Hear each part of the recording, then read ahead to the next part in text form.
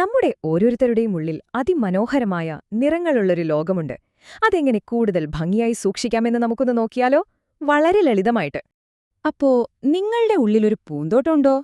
എന്താ ഈ ചോദ്യമെന്നല്ലേ? സത്യത്തിൽ നമ്മുടെ ഓരോരുത്തരുടെയും ഉള്ളിൽ ഒരു ജൈവ വൈവിധ്യ കലവറ തന്നെയുണ്ട്. എന്താണിതെന്നല്ലേ? നമുക്ക് നോക്കാം. ഒന്ന് സങ്കൽപ്പിച്ചു നോക്കൂ, നിങ്ങളുടെ ഉള്ളിൽ നിറയെ പൂക്കളും ചെടികളുമുള്ള മനോഹരമായ ഒരു പൂന്തോട്ടം. അവിടെ ലക്ഷക്കണക്കിന് കുഞ്ഞൻ ജോലിക്കാരായ തേനീച്ചകൾ എപ്പോഴും പണിയെടുക്കുന്നുണ്ട്.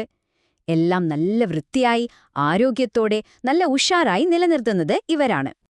പക്ഷേ ഈ മനോഹരമായ പൂന്തോട്ടം ഇപ്പോൾ ഒരു വലിയ അപകടത്തിലാണ്. എന്താണ് ആ ഭീഷണിന്നറിയണ്ടേ? ഇവിടെ വില്ലനാരാണെന്നറിയാമോ? നമ്മൾ കഴിക്കുന്ന ചില ഭക്ഷണങ്ങളാണ്. ഈ പഞ്ചസാരയും കൊഴുപ്പുമൊക്കെ നിറഞ്ഞ ചാരനിറമുള്ള ഭക്ഷണങ്ങളുണ്ടല്ലോ, അവ നമ്മുടെ ഉള്ളിലെ പൂന്തോട്ടത്തിൽ കട്ടിയുള്ള പെയിന്റ് കോരി ഒഴിക്കുന്ന പോലെയാണ്. പിന്നെ അവിടെ പൂക്കളും ചെടികളുമൊക്കെ ഉണ്ടാകുമോ? എല്ലാം നശിച്ചുപോകും. ദാ ഇവിടെ നോക്കിയാൽ നമുക്ക് കാര്യം പിടികിട്ടും. ഒരു വശത്ത് ആ ചാരനിറമുള്ള തരിശുഭൂമി, മറുവശത്ത് നിറഞ്ഞറുള്ള നമ്മുടെ വർണ്ണപ്പൂന്തോട്ടം. ഒന്ന് നമ്മുടെ ഉള്ളിലെ ഭിത്തികളെയൊക്കെ തകർത്ത് തരിപ്പണമാക്കുമ്പോൾ മറ്റേത് അതിനെ സംരക്ഷിച്ച് കൂടുതൽ ശക്തമാക്കുന്നു. വ്യത്യാസം വളരെ വലുതാണല്ലേ? അപ്പോ ഈ പൂന്തോട്ടത്തിലെ ഒരു ബാലൻസ് തെറ്റുമ്പോഴാണ് പ്രശ്നം. ഇതിനെയാണ് ഡിസ്ബയോസിസ് എന്ന് പറയുന്നത്. സിംപിളായി പറഞ്ഞാൽ, നല്ല തേനീച്ചകൾ കുറഞ്ഞുപോകുന്നു, പകരം ചീത്തപ്രാണികൾ അവിടെയെല്ലാം കയറിപ്പറ്റുന്നു. അതോടെ നമ്മുടെ ആരോഗ്യത്തിന്റെ താളം മുഴുവൻ തെറ്റും. ഈ ചാരനിറം നമ്മുടെ ശരീരത്തിൽ കൂടുന്നത് നിർത്താതെ മുഴങ്ങുന്ന ഒരു ഫയർ അലാറം പോലെയാണ്. നമ്മുടെ ഉള്ളിൽ ചെറിയ ചെറിയ തീപിടുത്തങ്ങൾ ഉണ്ടാകുന്നു എന്ന് സങ്കൽപ്പിക്കുക.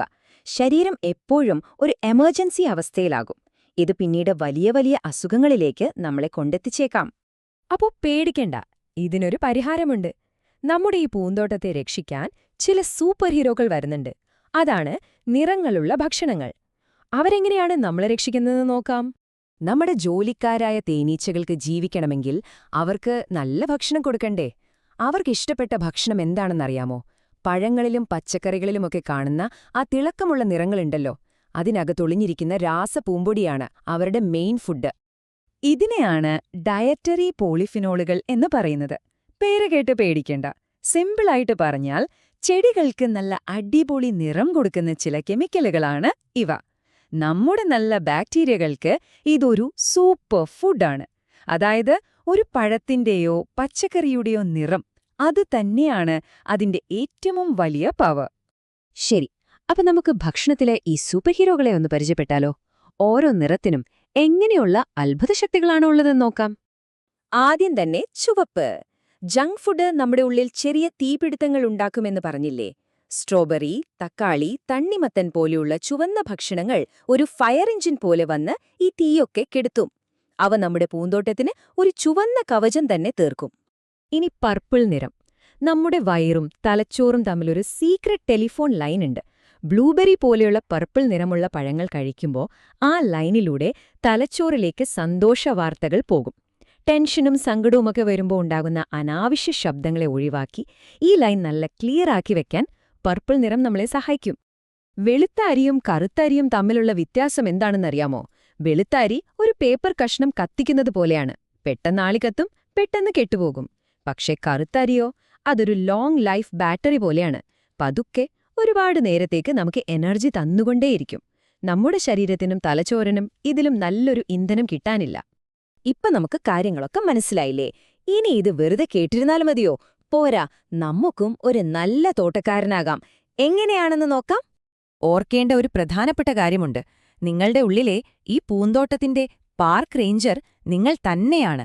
അതിനെ സംരക്ഷിക്കേണ്ടതും നല്ല ഭംഗിയായി നോക്കേണ്ടതും നിങ്ങളുടെ മാത്രം ഉത്തരവാദിത്തമാണ്. അപ്പോ എങ്ങനെയാണ് ഈ പൂന്തോട്ടത്തെ ലോകോത്തര നിലവാരത്തിൽ സൂക്ഷിക്കാൻ കഴിയുക? അതിലൊരു മാജിക് നമ്പറുണ്ട്. അതാണ് ഈ കാണുന്ന സംഖ്യ 30. അതെ, ഓരോ ആഴ്ചയും 30 തരം വ്യത്യസ്ത സസ്യങ്ങൾ കഴിക്കാൻ ശ്രമിക്കുക.